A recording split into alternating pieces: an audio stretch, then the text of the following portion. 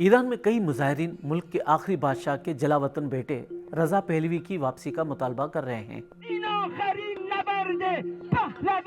तो ये साबिक वलीयत कौन हैं, कहाँ मुकीम हैं और उन्हें कितनी हिमायत हासिल है?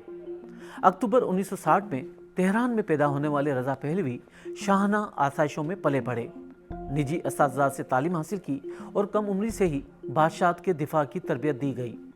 17 साल की उम्र में उन्हें फाइटर पायलट बनने की तरबियत के लिए टेक्सास भेजा गया, मगर वापसी से पहले ही इनकलाब ने उनके वालिद की हुकूमत का तख्ता उलट दिया। उसके बाद से रजा पहलवी अमेरिका में मुकीम हैं। उन्होंने सियासत की तालीम हासिल की है। ईरानी निजात अमरीकी शहरी यास्मीन से शादी की, जो एक वकील हैं। उनकी 3 बेटियां हैं। उनके वालिद मोहम्मद रजा पहलवी, जिन्हें कभी मगरबी इत्तेहादियों की हिमायत हासिल थी, वो एक के बाद दूसरे मुल्क में पनाह ढूंढते रहे। बिलाखिर मिस्र में कैंसर के बायस इंतकाल कर गए। आने वाले सालों में इस खानदान को बार बार सदमात का सामना करना पड़ा।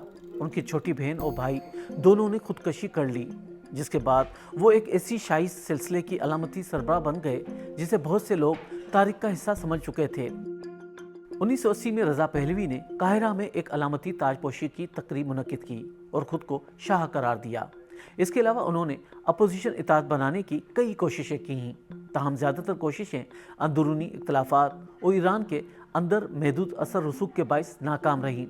अब 65 बरस की उम्र में रजा पहलवी एक बार फिर अपने मुल्क के मुस्तकबिल की तश्कील में किरदार अदा करने के ख्वाहिशमंद हैं। हालिया बरसों में उनका लहजा ज़्यादा पुरएतमाद हो गया, जब गुज़िश्ता साल इसराइली फ़िज़ाई हमलों में कई आला ईरानी जनरल मारे गए। इससे पहले 2023 में उन्होंने इसराइल का मुतनाज़िया दौरा किया, जिसमें उन्होंने वज़ीर आज़म बिन्यामिन नेतन्याहू से मुलाकात की।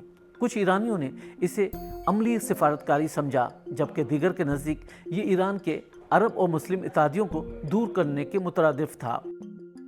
हालिया सूरत-ए-हाल में रजा पहलवी ने ऐलान किया है कि अगर इस्लामी जमहूरिया का खात्मा होता है तो वो अबूरी हुकूमत की क़यादत में मदद देने के लिए तैयार हैं।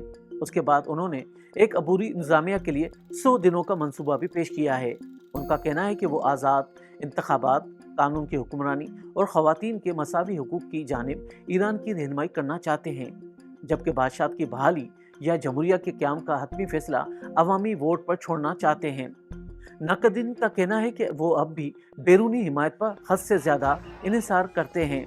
सवाल यह है कि क्या ईरान में दहाइयों के सियासी इंतशार से थके हुए लोग किसी जलावतन रहनुमा पर एतमाद करने के लिए तैयार हैं?